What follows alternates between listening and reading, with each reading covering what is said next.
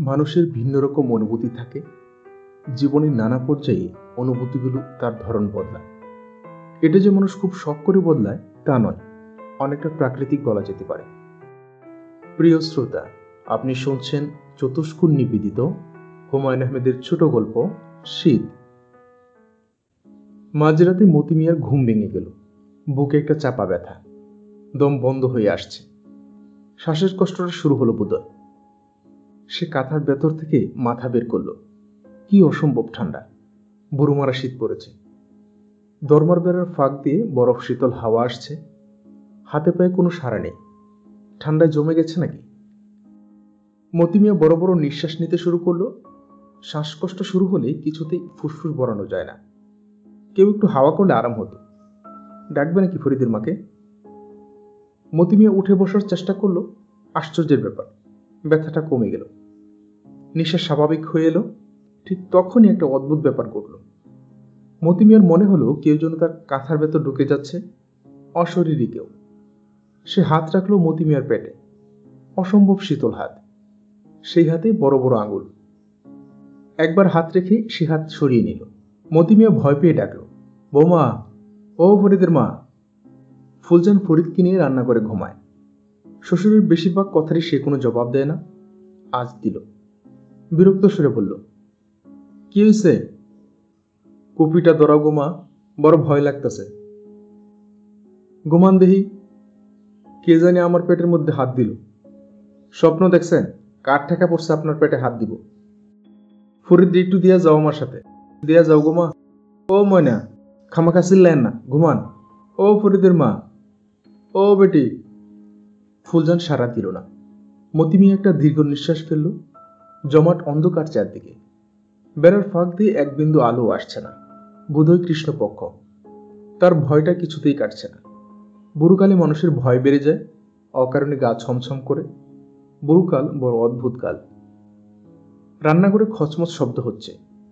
ফুলজান কি জেগে আছে নাকি ইঁদুর? ইঁদুরের বড় উৎপাত হয়েছে। ফুলজান বিড়বিড় করে কথা বলছে। কে জানে, হয়তো শেষেরটাই কুপি জ্বালাবে। দেখতে আসবে তাকে। যতটা খারাপ মনে হয় মেয়েটা, ততটা খারাপ না। মায়া মহব্বত আছে। মতি মিয়া কাঁথার ভেতর থেকে মাথা বের করলো। কি ভয়ানক ঠান্ডা পড়েছে। এই শীতটা বোধহয় আর কাটানো যাবে না। ভালো মন্দ কিছু এবারই হবে। বৌমা, ঘুমাইলা নাহি? ও ফরিদের মা। কি? দুই কাঁথায় শীত মানে না? না মানলে আমি কি করুম কন? বুড়োকালে শীতটা বেশি লাগে। ফরিদরে দিয়া যাও আমার কাছে। ও ফরিদের মা। ফুলজান জবাব দেয় না। ও ফরিদের মা, ও ময়না। লাভ হয় না কোনো। মতি মিয়া দীর্ঘ নিঃশ্বাস ফেলে ঘুমোতে চেষ্টা করে। ঘুম আসে না। বুড়োকালে এই এক যন্ত্রণা। একবার ঘুম ছুটে গেলে আর ঘুম আসে না। শীতের রাত জেগে পার করা বড় কষ্ট। ফুলজানের দুটো বাচ্চা থাকলে ভালো হতো। একটাকে রাখতে নিজের কাছে। পোলাপনের গায়ে জবরুম, ল্যাপের চেয়ে বেশিও। মেসার আলী বেঁচে থাকলেও হতো। একটা জোয়ান ছেলে আশপাশে থাকলে ঘরবাড়ি গরম থাকে। মতি মিয়ার বুক হু হু করতে লাগলো। বুড়োকালে আশপাশে একটা জোয়ান ছেলে দরকার। মেসার আলীর কথা তার বেশিক্ষণ মনে রইল না। কিছুক্ষণের মধ্যেই তার খিদে লেগে গেল। অথচ খিদে লাগার কোনো কারণ নেই। শীতের শুরুতেই ভাতের কষ্ট দূর হয়েছে। ফুলজান রোজ দারোগা বাড়ি থেকে ভাত নিয়ে আসছে। একজনের ভাত, কিন্তু তিনজনের ভরপেট হচ্ছে। আজ খাওয়া হয়েছে ট্যাংরা মাছের তরকারি ও ডাল দিয়ে। এইসব ছোটখাটো জিনিস তার মনে থাকে না, কিন্তু আজকেরটা মনে আছে। কারণ ট্যাংরা মাছের কাঁটা বেঁধে গিয়েছিল, বড় কষ্ট হয়েছে। শরীরের কষ্টটা এখন বেড়ে গেছে। অল্পতেই কষ্ট হয়। রান্নাঘরে আবার শব্দ হচ্ছে। ব্যাপারটা কি? ঘুম ভাঙল নাকি ফরিদের? মাঝে মাঝে ফরিদ চুপি চুপি চলে আসে তার কাছে। বুকের কাছে গুটিসুটি মেরে ঘুমায়। বড় আরাম লাগে। মতি মিয়া উৎকর্ণ হয়ে অপেক্ষা করে, এবং একসময় অবাক হয়ে লক্ষ্য করে রান্নাঘরে কুপি জ্বালানো হয়েছে। বিজ বিজ শব্দ শোনা যায়। ফরিদের মা নিজের মনে কথা বলছে নাকি? বৌমা, কি হয়েছে? কিছু হয় নাই। বাতি জ্বালাইলা, বিষয়টা কি? ফরিদ বিছানা ভিজাইছে? কও কি? শীতের মধ্যে কামড়া কি করলো? একটা চরের শব্দ শোনা যায়। ফরিদ অবশ্য কাঁদে না। মতি মিয়া উল্লসিত সুরে চেঁচিয়ে ওঠে, এরে দিয়ে যাও আমার কাছে। মারধর করে কাম নাই। পোলাপান মানুষ। ফুলজানের তরফ থেকে কোনো সাড়া পাওয়া যায় না। এখানে আনবে না নিশ্চয়ই? ও বৌমা, ও ফরিদের মা। কি? ভিজা কাঁথার মধ্যে রাখন ঠিক না, বুকে কফ জমলে মুশকিলে পড়বা। দিয়ে যাও আমার কাছে। ফুলজানের দিক থেকে কোনো সাড়া নেই। ফরিদ খুনখুন করে কাঁদতে শুরু করেছে। মতি মিয়া একটা দীর্ঘ নিঃশ্বাস ফেলল, আর তখনই ফুলজান ফরিদকে কুলে নিয়ে ঘরে ঢুকল। এক হাতে ধরে থাকা কুপির সবটা আলো পড়েছে তার মুখে। মুখ থমথম করছে তার। বোধহয় কেঁদেছে খানিকক্ষণ আগে। ফুলজান মাঝে মাঝে রাত জেগে কাঁদে। মতি মিয়া সরে নাতির জন্য জায়গা করে দিল। ফরিদ চোখ বন্ধ করে আছে, ঘুমের বান। এমন বজ্জাত হয়েছে। ফুলজান দাঁড়িয়ে আছে কুপি হাতে। কিছু বলবে বোধহয়। কিছু বলবো নাকি মা? শীতটা পড়ছে মারাত্মক। রশিদ সাহেবের কাছে কাল একবার যাইবা নাকি? কম্বল যদি দেয় একটা। ফুলজান কিছু বলল না, কঠিন মুখে দাঁড়িয়ে রইল। মতি মিয়া একটা দীর্ঘ নিঃশ্বাস গোপন করল। ফরিদের মা যাবে না। যে কোনো কারণেই হোক রশিদ সাহেবের কাছে সে যেতে চায় না। রিলিফের গম এলো একবার, সবাই গেল, ফুলজান গেল না। পা টেনে যেতে হলো মতি মিয়াকেই। ও ফরিদের মা, কি কইবেন কন? যাইবা নাকি কাইল একবার রশিদ সাহেবের কাছে? কম্বলের আমার দরকার নেই, শীত লাগে না আমার। তোমার না লাগলে কি, আমার তো লাগে। আপনার লাগলে আপনি যান। মতি মিয়া উঠে বসার চেষ্টা করে। ফরিদ শুয়ে আছে তার গা ঘেঁষে। সে অন্যরকম একটা উত্তেজনা অনুভব করে। তার চেঁচিয়ে তর্ক করতে ইচ্ছে করে। বুঝলা ফরিদের মা, আমার হক আছে। আমার ছেলে মরে নাই যুদ্ধে? কও তুমি, যুদ্ধে মরে নাই? এত কতই মরছে। সবের হক আছে, বুঝলা? কম্বল আমার হকের জিনিস। ফুলজান হাই তুলে কুপি হাতে রান্নাঘরে ঢুকল। বাতি নিভে গিয়ে চারদিক অন্ধকার হয়ে গেল। রাত কতটা বাকি কে জানে। মতিমিয়ার প্রস্রাবের চাপ হয়েছে। শীতের মধ্যে উঠতে ইচ্ছে করছে না। প্রস্রাবের চাপ এমন এক জিনিস যা খিদের মতো হু হু করে বাড়তে থাকে। ফরিদ, ঘুমাইছস? ঘুমাইলে কথা কস কেমনে রে ছাগল? ফরিদ খুক খুক করে হাসে। মতি মিয়াও হাসে। বড় ভালো লাগে তার, বড় মায়া লাগে। কাল কম্বল আনতে যাবো, বুঝলি ফরিদ? আচ্ছা, তুইও যাইবি আমার সাথে। হকের কম্বল, ঠিক না? ফরিদ, ঘুমাইছস? ঘুমাইছি। পেশাব করন দরকার। মতি মিয়া চিন্তিত হয়ে পড়ে। এই প্রচণ্ড শীতে ওঠা সম্ভব না, কিন্তু ইতিমধ্যে তলপেটে ব্যথা শুরু হয়েছে। মাবুদ এলাহি, বুড়ো হওয়ার বড় কষ্ট। ফরিদ, ঘুমাইছস? ফরিদ জবাব দেয় না। ঘুমিয়ে পড়েছে বোধহয়। মতি মিয়া ঘুমন্ত ফরিদের সঙ্গে কথাবার্তা চালাতে থাকে। কথাবার্তায় ব্যস্ত থাকলে মনটা অন্যদিকে থাকে। তলপেটের চাপের কথাটা মনে থাকে না। বুঝলি ফরিদ, কাল যাবো রশিদ সাহেবের কাছে।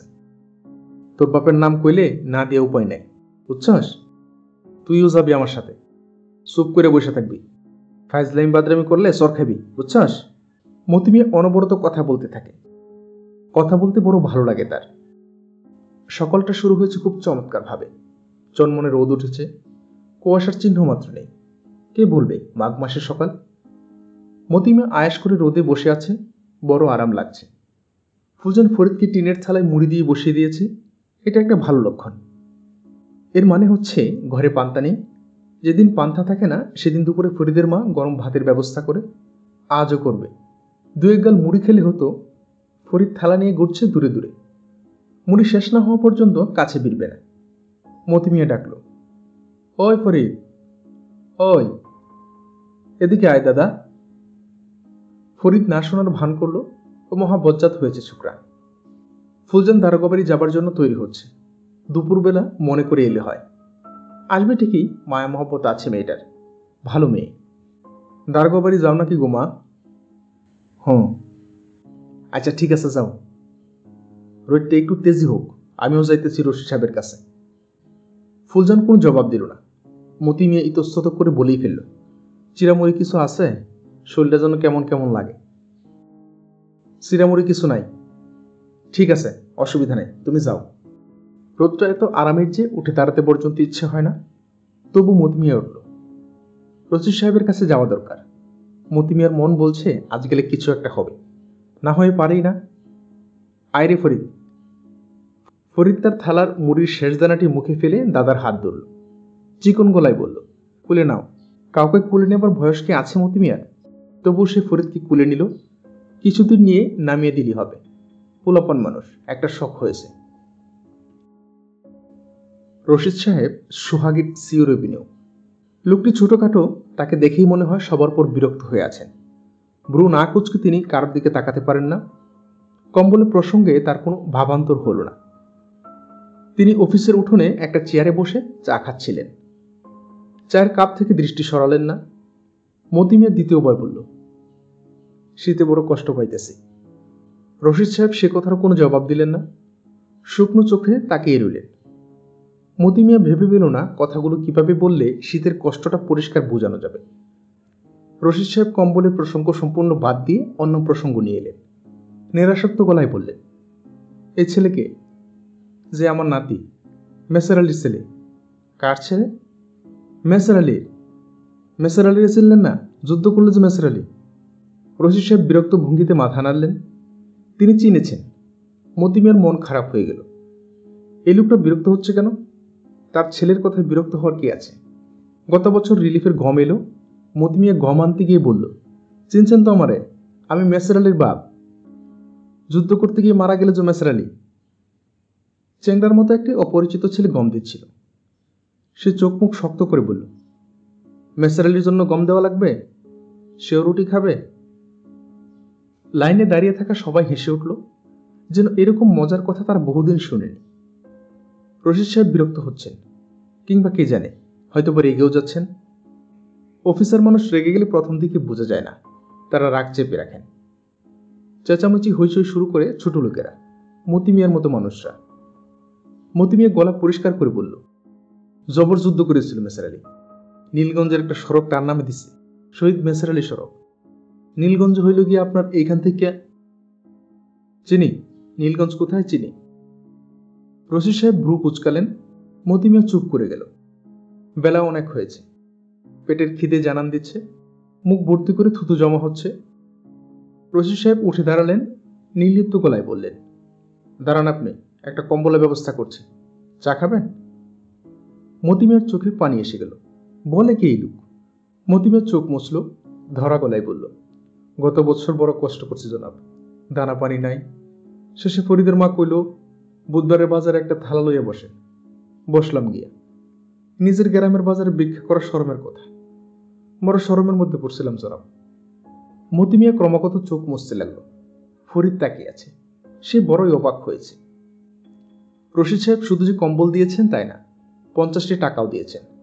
সেই টাকার খানিকটা ভাঙিয়ে মতি মিয়া চা ও চিনি কিনে ফেলল। ফরিদকে বলল, বুড়োকালের চাটা খুব দরকার, বুকে কফ জমে না, ভালো ঘুম হয়, বুঝলি রে বেকুব? বুড়াকালে চা হইল গিয়া ওষুধ। তারা দুজন সারা দুপুর বাজারে ঘুরল।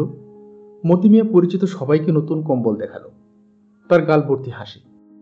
মেসার আলীর কারণে পাইলাম, বুঝলা না? মেসারের নাম কইতেই মন্ত্রের মতো কাম হইল। বিলাতে জিনিস, হাত দিয়া দেখো, জবরুম। 400-500 টাকা দাম হইব, কি কও? মতি মিয়ার মনে ক্ষীণ আশঙ্কা ছিল, ফরিদের মা কম্বলটা হয়তো নিজের জন্য দাবি করবে। মেসার আলীর কম্বলে ওদের দাবি তো বেশি। কিন্তু সে তা করল না। চকচকে নতুন কম্বলের প্রতি তার কোনো আগ্রহ দেখা গেল না। সে যথারীতি ফরিদকে নিয়ে রান্নাঘরে ঘুমোতে গেল। দীর্ঘদিন পর আরাম করে ঘুমোতে গেল মতি মিয়া। এত আরাম যে চট করে ঘুমিয়ে পড়তে ইচ্ছে করে না, জেগে গল্প করতে ইচ্ছে করে। ফরিদের মা, ঘুমাইলা নাকি? না। জবর কম্বলটার মধ্যে বিলিতি জিনিস তো, বিলিতি জিনিসের উমি অন্যরকম, ভালো ঘুমইব। ঘুমান ভালো করিয়া। ফরিদের মা। কি? মেসারের কথা কইতেই রশিদ সাহেব খুব ইজ্জত করলো, চা খাওয়াইল। শরীফ আদমি। ফুলজান জবাব দিল না। মতি মিয়া বলল, ফরিদের দিয়ে যাও, আমার সাথে বাপের কম্বলের নিচে ঘুমাক। ফুলজান সে কথাটা জবাব দিল না। ঘুমিয়ে পড়েছে নাকি? গভীর তৃপ্তিতে ঘুমাবার আয়োজন করল মতি মিয়া। ছেলের প্রতি গাঢ় কৃতজ্ঞতায় তার মন ভরে যাচ্ছে, বড় শান্তি লাগছে। ঘুমের মধ্যে সে শুনল ফুলজান কাঁদছে।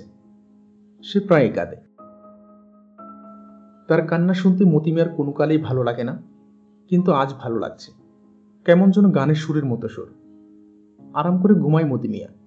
বাইরে প্রচণ্ড শীত, ঘন হয়ে কুয়াশা পড়েছে। উত্তর দিক থেকে বইছে ঠান্ডা হিমেল হাওয়া। প্রিয় শ্রোতা, এতক্ষণ শুনলেন হুমায়ুন আহমেদের ছোট গল্প শীত।